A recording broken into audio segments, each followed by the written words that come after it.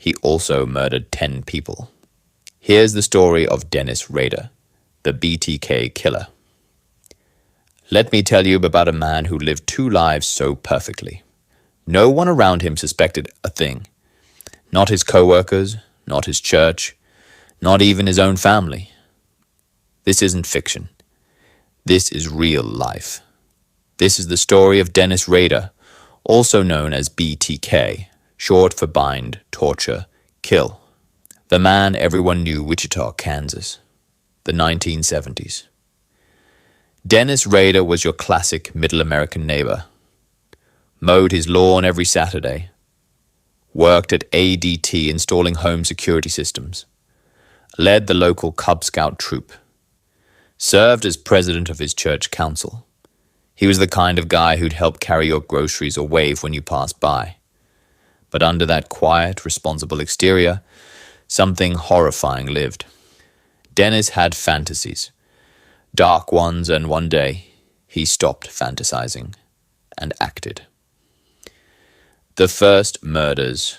The Otero family, January 15th, 1974. Dennis walked into a home with one goal: to fulfill a fantasy he'd been planning in secret.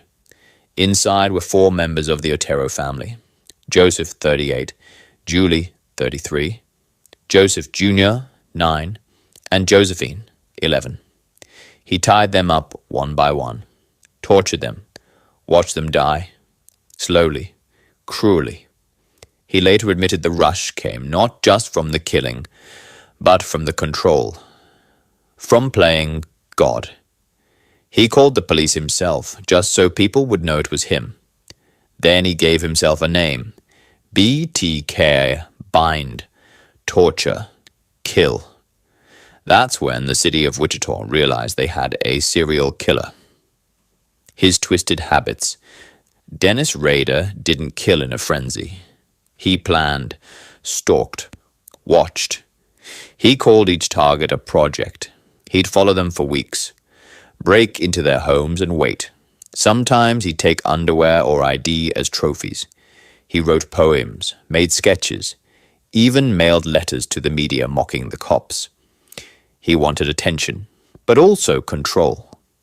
He once posed one of his victims and took photos of her body using a Polaroid and a homemade mask. Then he'd file it away in a folder, like it was a trophy. Then he vanished. From 1974 to